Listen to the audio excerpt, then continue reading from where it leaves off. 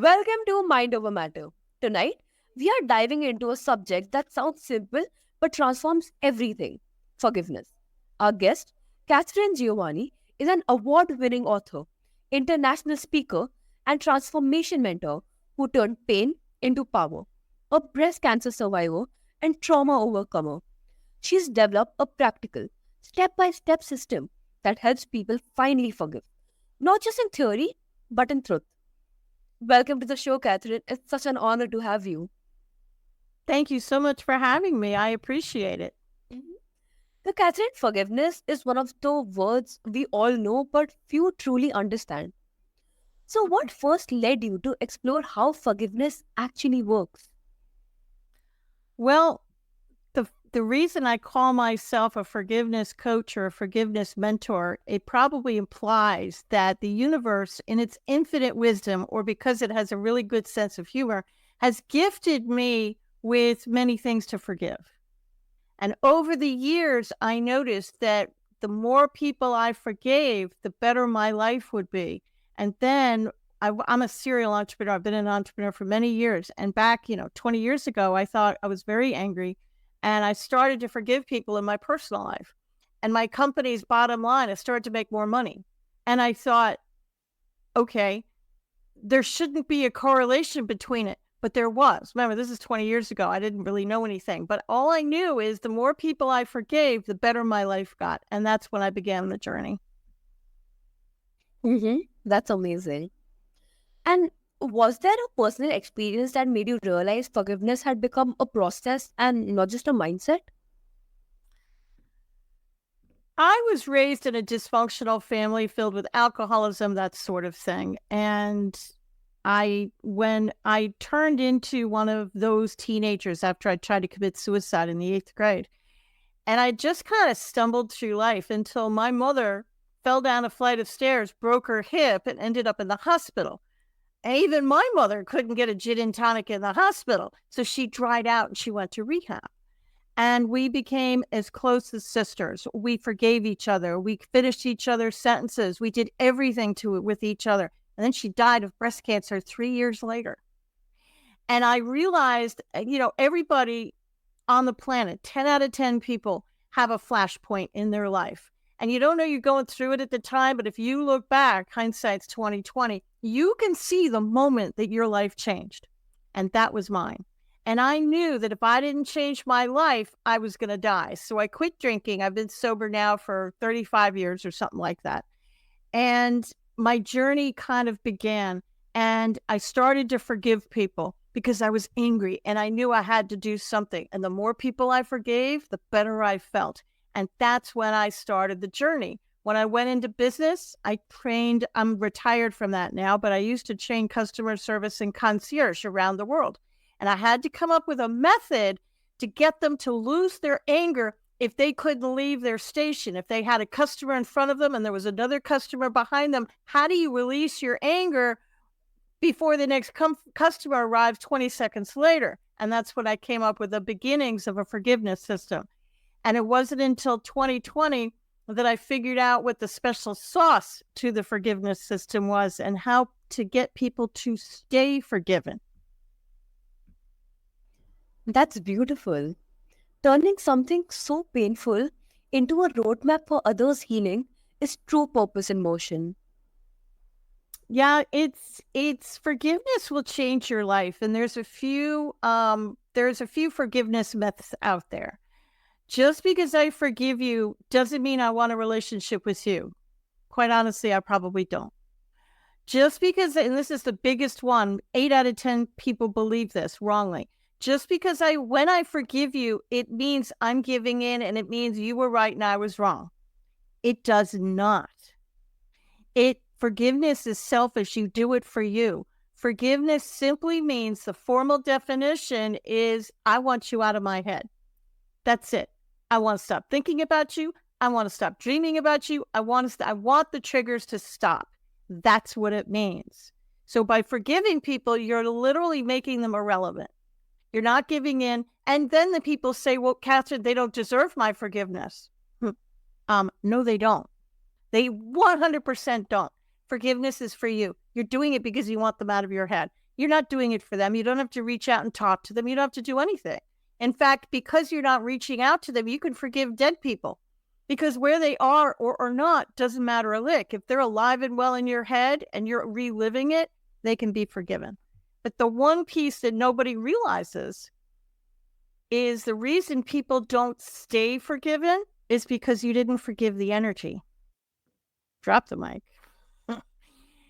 Everything on our planet has an energy field around it, including this little silver microphone I'm talking into. And the energy is going to stay there until it moves. Meaning, when you get angry, you think it leaves your mouth and dissipates into the universe. It does not. It hangs around your energy field until you clear it. And the more anger you have, the darker your energy field. And the only way to clear that is through forgiveness and love. So the more you forgive, the clearer you can see. And forgiving the energy is why people don't stay forgiven. You have to forgive the energy. Mm-hmm. Yeah, that's so fascinating. And you often say that forgiveness isn't about excusing someone. It's about freeing yourself. So how do people begin to embrace that without feeling like they're letting the other person off the hook? You're not letting them off the hook. They still have to make amends. They still have to do whatever it is they have to do. You're letting yourself off the hook.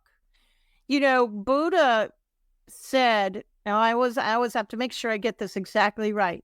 Drinking poison is like, being angry is like drinking poison and hoping the other person dies. And that's what anger is. You're literally poisoning yourself, because the other person, they don't care what's going on. They're conducting their life. They're going out to dinner. They're going to work. They're not even giving us a second thought about you, but you're miserable. So forgiveness is going to allow you to get out of the prison, not them. We're not saying they were right. We're not saying they were wrong. I don't want a relationship with you. You're going to do whatever it is you want to do. I want to be free. I'm doing it for me. And you do my forgiveness system in the privacy of your own home. You don't have to tell anybody you're doing it. You do it all alone. Nobody has to know. And it's a very simple step-by-step system. Mm-hmm. Yeah, 100%. And what's the emotional shift that tells you forgiveness has actually taken root? You're not going to care. I mean that with every fiber of my being. Once you truly forgive somebody, you can look at their name or see them at a party and you won't care. Before, you'd see their name or see them at a party and it would take you a week to stop being angry, because you would relive the scenarios over and over in your head and you'd remember what they said and they push your buttons and they trigger you.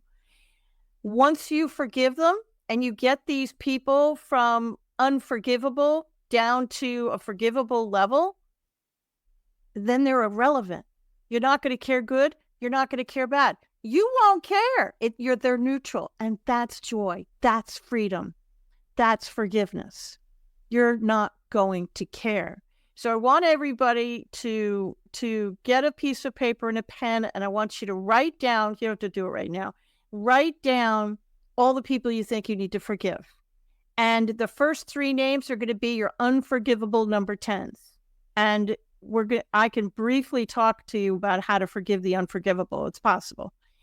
And I want you to write down everybody. I want you to write down your unforgivables. I want you to write down the people you were mad at when you were in the sandbox when you were 5. I want you to write down what happened in high school. I want you to write everybody's name down. And then I want you to rate these people from 1 to 10. 10 being horrific, dumpster fire, unforgivable, and 1 being the easiest person in the world to forgive. Like the person who cut you off in traffic, or the person who stained your sweater in school.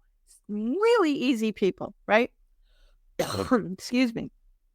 And then I want you to start with the easy ones and work your way up to the unforgivables. That's the most important thing here. Start with the easy ones, work your way up. And what you're going to do is you're going to sit alone in a room. I don't want kids. I don't want adults. I really would prefer no animals unless they can be quiet. I want you to alone. And then I want you to get your list and look at the easiest person on the list. And I want you to get a vision of their face in your head. right? And if you're talking about somebody who you knew way back 20 years ago when you were a little kidlet, I want you to imagine the kid is in front of you, not the adult. I want the original person in front of you. If you can't imagine the person in your mind's eye, put a chair in front of you and talk to the chair. That's fine. And if you need to put a picture of the person on the chair or the name, that's fine too. I don't care. And then I want you to imagine the person in front of you. Now let them have it. Say whatever it is you want to say. If they died and you never got closure, now's your chance. Say anything you want. You're alone in a room. Dance, cry, sing, burn sage. I don't care what you do. Do whatever you want. Once you've gotten it out, and if you're doing a level 1 person, you probably won't have to say anything because they're really, really easy, right? You probably won't want to say anything until you get to the higher numbers. But then I want you to put your hand in your heart, and that's really just for us humans. It's the words really don't matter. It's the energy coming out of your body that matters. And I want you to say, I completely forgive Anya. I forgive the energy around Anya. I completely forgive myself. I forgive the energy around myself. I forgive the energy around the entire relationship. And so it is. Amen. End it any way you like. Now check in with your body. Was it a level 1 person and now they're forgiven? Great. Cross their name off. Go to the next person on the list. Was it a level 4 person and you check in and you're still angry? Okay. Cross off the 4, put a 3, wait 24 hours, do it again. Don't do it again right away. Wait 24 hours, do it again, go to the next person on the list. Never do more than 5 a night. This happened to a friend of mine and she was sitting right in front of me. It was a level 4 person. She checked in with their body and it shot up to a 10. She said, I'm even more angry now than when we started. What happened? It went the wrong way. It went up, not down. Well, your brain is a beautiful, beautiful tool and it protects you. And there's a closet in the back of your head that's padlocked. And there's a movie playing in that closet. You know, Anya, you would turn that movie off if you knew it was there. You don't know it's there until you said the magic words. You made that first pass at forgiveness and your brain was like, ooh, she's ready to see what's in the closet. And it unlocked the door, it opened up the door and flooded you with memories you didn't remember were there. So, okay, so you crossed off the level 4 or 5, you put a 10 there, you put them at the back of the list, wait 24 hours, do it again. It's a very simple system that allows you to forgive people one at a time. And even forgiving the 1s, the 2s, the 3s, and the 4s, it's going to start opening up your life. Things are going to happen. More money is going to flow, relationships, career, you're going to feel better, your health's going to get better. Why? Because you can pay attention now. You're not so focused on all your anger that that's all you can see. It's all you can talk about. Now, you can actually see the opportunities that are presented to you. You missed them before because, well, you were too focused on the past and what happened to you. But now you can see the opportunities and your life is going to open up and like-minded people are going to start floating into your life. It's a really good system. And the unforgivables, they're a bear. They're a bear. Mm-hmm. Yeah, that's such a powerful reframe. Like seeing forgiveness not as surrender, but as reclaiming energy that was never ours to carry. Exactly. And you can, I'm the only one that's going to look you directly in the eyes because we are looking at each other. I know everybody else is listening, but you don't have to forgive the unforgivable. Stay with me. Don't click off the podcast. The reason you don't have to forgive the unforgivable is because there's a lot of people, places, and things. I did say places and things that you can forgive before you even get to that unforgivable person. Let me give you a quick example in the interest of time, because I know we're running out of time. So you've got this unforgivable person. You can't forgive them. We're going to use myself as an example. We'll take the bully in school. I was terribly bullied in school. I wasn't ready to forgive the bully. Didn't want to. Was too angry. In fact, I was so angry, I didn't even want to forgive the energy around the bully. Didn't want to. So I picked apart the memory. And I forgave, and I'm actually serious about this. I forgave the energy around the actual school building. I forgave the desk, the table, the chair, the park, the swing set, the kids who stood around who didn't help me, and the energy around all of these things. And so then I checked in with my body and I thought, am I still angry? Well, no, it's probably a 9.5 now, maybe not a 10. I haven't forgiven the bully yet. I'm just pulling apart the memory. And then I checked in with my body. Was I ready to forgive the bully? Still wasn't. So I picked apart the memory again. I forgave the school, the energy around the school. I forgave my desk, the energy around my desk. I forgave the teacher. I forgave the city I was in. I was in New York City at the time, the energy around New York. I forgave 1974 because that was the year the bully got so bad, I tried to commit suicide. And I forgave the energy around 1974. And once I pulled apart the memory, I was finally able to make a first pass around the actual bully. Still couldn't forgive the bully itself, but I could make a pass at the energy around the bully. Did I eventually forgive the bully? Yeah, I did.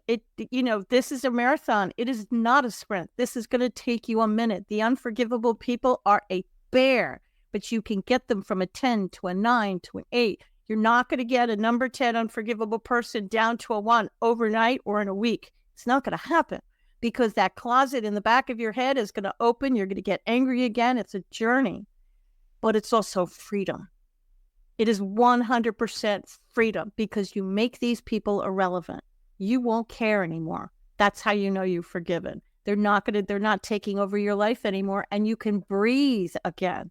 You can live your life. And the person you came to the planet to be, the reason you were born on this planet, you can now be that person because the anger, you've removed it. Will this person, let me anticipate a question I get all the time. What happens when you forgive a 10, you get them all the way down, you see them at a party, and they make you mad again?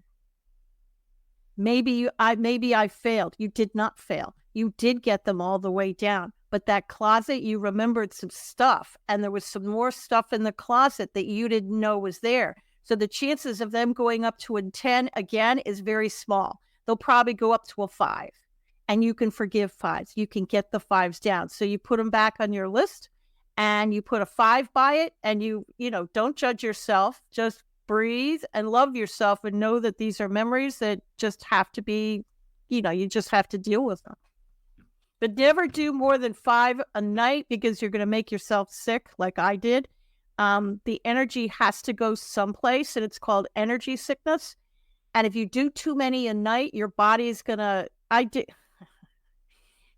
I must have had 50 people on my list. I am my own guinea pig. I do my own exercises.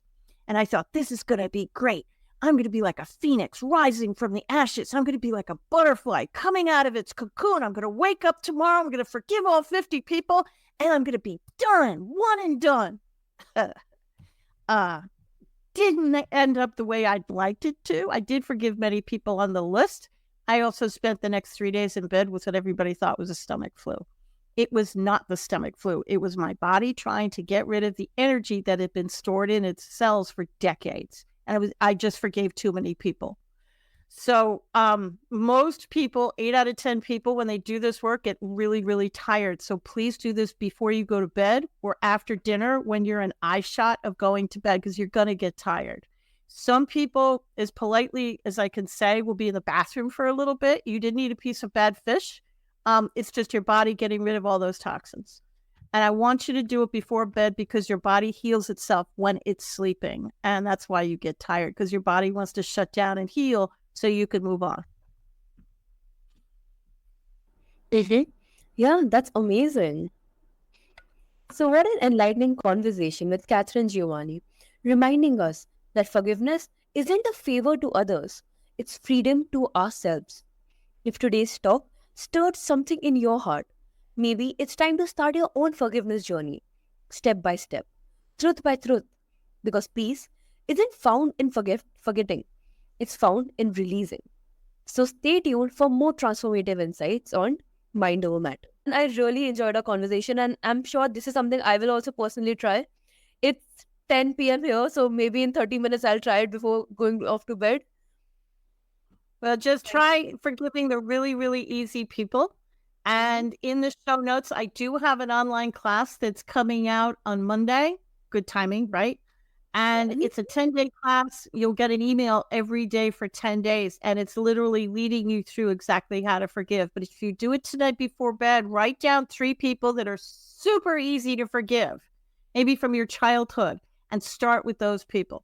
And if you need the mantra, just go to my website, click on any podcast I've done, and I go through, like this one, I go through the system in every podcast that I do. And the books on Amazon, of course.